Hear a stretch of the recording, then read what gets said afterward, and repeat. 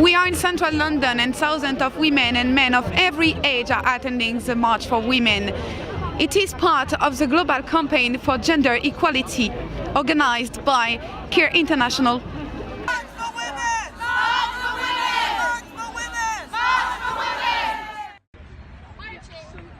Last weekend, London was wearing a long purple dress. Indeed, on 6 February 1918, the Representation of the People Act gave the first British women the right to vote.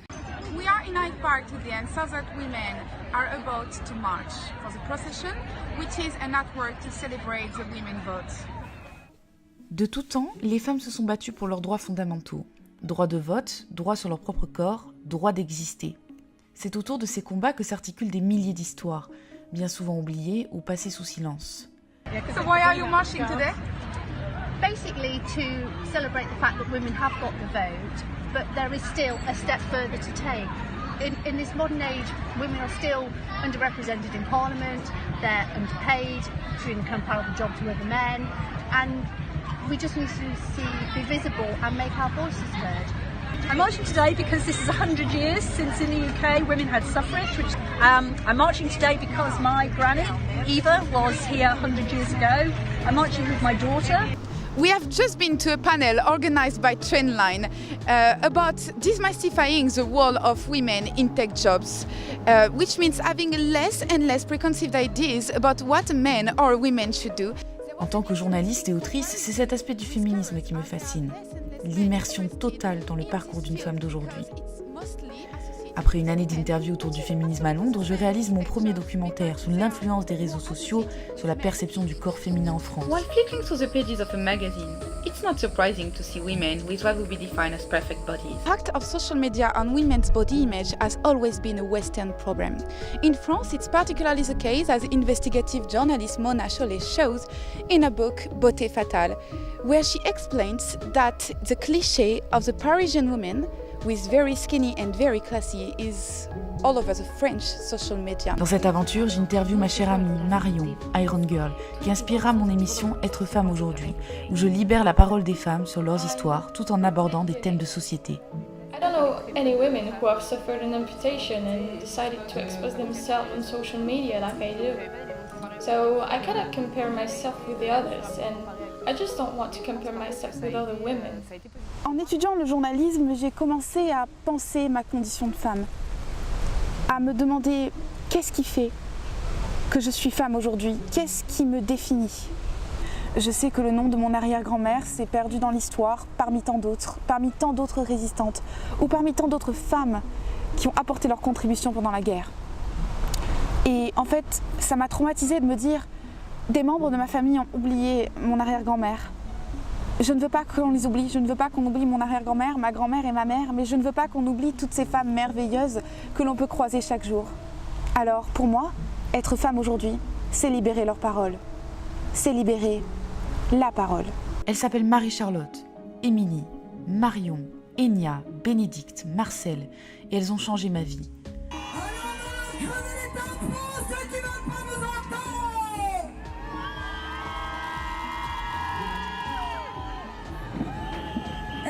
Quand les femmes marchent, la vie devient plus belle.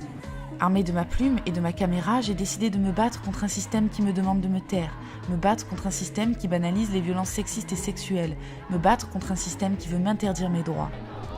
Me battre, nous battre, toujours nous battre. Pour aller jusqu'à République, hommes, femmes de tout âge se battent aujourd'hui contre la violence avec des symboles très très forts, notamment des symboles qui rappellent MeToo et évidemment des symboles liés à la cause féministe.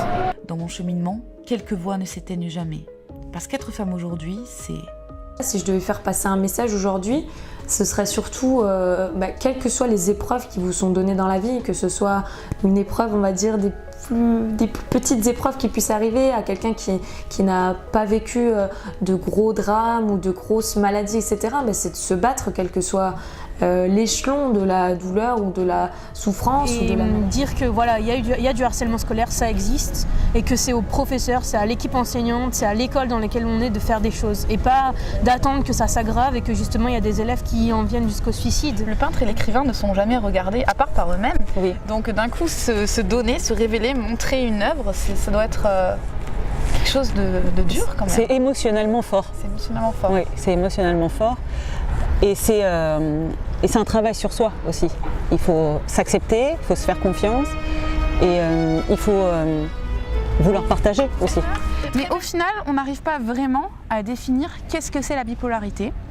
Et Bénédicte, ton histoire, elle tourne autour de la bipolarité, justement. Donc est-ce que tu peux me raconter ton récit?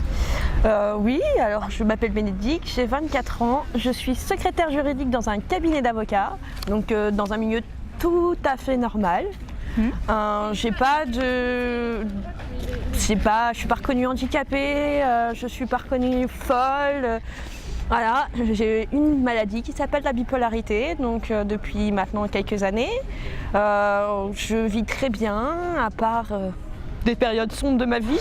Être une femme aujourd'hui, c'est pouvoir ressembler à un sac, à un mec, à un gros tas, à un tas de pus, sans se dénier le droit d'être drôle, le droit d'être polémique, le droit de réfléchir, d'avoir de l'esprit, d'être là, d'être en place, d'être combatif aussi.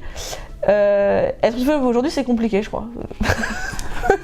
Voilà. Mais oui, mais voilà. La vie, c'est nos limites et je sais plus quelle citation qui dit la vie, c'est d'avoir le souffle coupé en fait. À cœur vaillant, rien d'impossible. Ouais, bah oui, c'est tatoué en gros sur mon dos donc. À toi Marion, mon amie, la plus incroyable femme d'aujourd'hui, je te dédie ces images, ces visages, ces paroles qui résonneront pour toujours. Tout comme tes messages qui transcendent l'éternité, tout comme ton sourire, ta force qui se nourrit de vie et de lumière.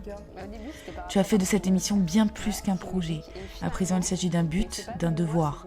Celui de donner la parole, de libérer la parole, d'ouvrir le dialogue, de défier l'oubli, que les récits de ces femmes s'animent et se ravivent pour toujours. Et je pense qu'en fait, c'est la continuité de ce que je suis. Pour toi, Marion, c'est quoi être femme aujourd'hui? Aujourd'hui, c'est être une challengeuse. Donc voilà, mais je sais pas, pour moi, c'est quelqu'un, une nana qui relève des défis, qui a la hargne, qui a du mordant, qui s'en fout de la vie des autres, mais qui s'en fout, mais d'une force, mais un truc incroyable. Du qu'en dira-t-on, ouais, mais ton boss, machin, nana, mais on s'en fout. Et pour moi, une femme aujourd'hui, c'est ça. C'est quelqu'un qui... Il y a les dictats de la société, elle dit, ah ouais, bah, comme ça. Mais c'est pas bien, faudra vraiment flouter ce que je viens de faire. Heureusement que c'est pas une chaîne télé.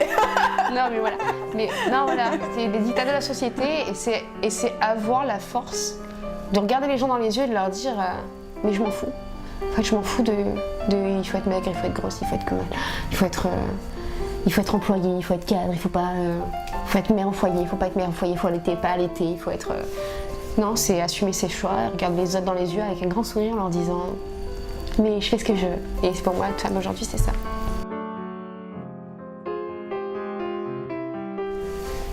Merci beaucoup. Voilà. Rideau. Merci pour tout, franchement.